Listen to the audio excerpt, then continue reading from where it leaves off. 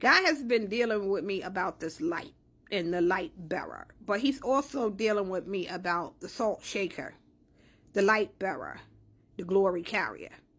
And all of these three are one. The people who shaking salt are also light bearers. When people see you, they gonna see you from far and from wide. There are people you're gonna be in places and people are going to spot you out and they are not gonna know what it is about you. But they are gonna know that it's something different about you. Something rare about you. Something authentic about you. There are people who are going to come up to you and start talking to you as if they've known you all their lives. There are people who are going to tell you everything that's going on in their lives. There are people who are going to come up to you and say, Miss, could you pray for me? Or Mister, I just need you to pray for me. And you're going to be thinking to yourself, how do they even know that I'm a Christian? But it's not about you. It's about the Christ. It's about the light. It's about the Holy Spirit that's emanating out of you that they are able to see. You look in the mirror and you're not able to see what they are able to see. But they are able to see because God has opened their eyes to see the Holy Spirit in you, emanating out of you, that the people would know to come to you. When they come to you, they're going to feel God's peace. They're going to feel God's presence. They're going to feel God's rest. They're going to feel God's love. They are going to feel what it is that they haven't felt in a long, long time. And it's going to give them peace. It's going to give them comfort. It's going to give them hope. And when they come to you, not only are they going to come because the light has drawn them, but the salt, because many people have soul wounds, and those soul wounds need to be healed. And God is going to use you to sprinkle a little salt to heal the wounds, because salt does not only add flavor to people's food. Salt is also a preservative, and salt will cure whatever you put salt on, meat, fish, whatever. It'll cause it to be preserved, or it'll cure. It's a curator, and move some things out of what you sprinkle or what you soak in the salt. So coming as the light, you are also coming with the healing properties that people need to heal those wounds, the brokenness, the things that they have been holding on to, the unforgiveness, the experience of the past, the traumas, the dramas, the things that are running and racing through their mind. But you also come as a glory carrier, and you're carrying the power and also the authority of God. You're carrying the very presence, the very being of God. And you're able to give people what it is they're looking for, that they don't even know truly what it is that they're looking for. And they see something on you, and they know that this is it that I'm looking for, but they don't know exactly what it is that you have that they are looking for until they come to you, and until they experience the presence of God in you and on you and through you. So while they come to the light, you sprinkle the salt, and then they receive the power from not only the power to heal, but also the power to deliver them from everything that's ailing, everything that has kept them from family, kept them from home, kept them from sanity, things of that nature. When people come to you, you make sure you have your spirit right. Because when people are looking at you, and they don't know what it is that they're looking at, but they know that they are attracted to this thing, and you get in your emotions and get in your feelings because you halfway healed. You haven't been around anybody for a long time, and now God is giving you the opportunity to go out and minister, and you tell people, what are you looking at? And you cause God's people to be offended. You're going to take another lap on the backside of the desert. And all of us who have been through that wilderness know that that's a place that you don't ever want to go back to, because it's not about you. The people ain't coming for you. They're coming for what's in you.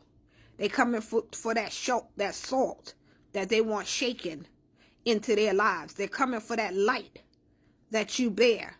They're coming for that glory that you carry, which is the presence of God, to move mountains in their lives, out of their lives, to do the things to get them back in the proper perspective of healing and wholeness and a sound mind and living life and living it abundantly and feeling love and being able to love again, because a lot of people are numb and they don't feel anything.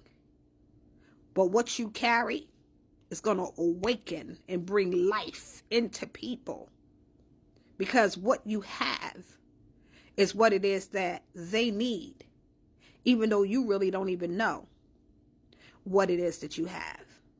You remember those old pictures of Jesus when I don't know what happened recently, but like in the 80s, I believe up to the 90s, like I used to see pictures in either the Bible or just like paintings of things of Jesus with this aura, with this radiance, with the light just illuminating through him. If it wasn't the light just emanating out of him, he had a halo, and the halo had the light so strong on him that his whole body was glistening and full of light, and just light was just radiating out of him. This is the picture of what it is that I see when I see the light carriers, when I see the light bearers that people are and are going to be. That people in darkness and people who are trying to get their lives into a safe place that they don't understand that they need. But when they encounter you, they'll understand that this is what I need. And they're going to need for you to tell them how to get what it is that you got, how to receive what it is that you have. So that light that was on Jesus, he called us to be the light of the world and the salt of the earth. The light of the world, we draw people to us, but people aren't drawn to us. They're being drawn to the Christ in us, to the God in us. Being drawn to the God in us, it is Jesus being lifted up. For as Jesus be lifted up, he'll draw all men unto himself. So people who are being drawn to you, they are not drawn to you. They are being drawn to the Spirit of Christ that is in you. That is drawing the people to Christ and not to you. As the glory carrier, one of the other things that God shared with me was, glory carriers, they're not going to go into people's cities and villages and countries and even in the people's neighborhoods, just want to preach a gospel, but don't have nothing to give. Glory carriers are coming in to change atmospheres. They're coming to tear down and destroy and dismantle some things that are in position and in place. They are coming, bringing everything that is needed into the area, into the atmosphere, into the territory, into the region of where it is that they are walking. And this is why they look like giants in the spirit, because of the warfare, because of the things that they are going to have to tear down and destroy to put the right things into position and into place. But they're not coming empty-handed. They're coming with the things that the people need in the form of provision.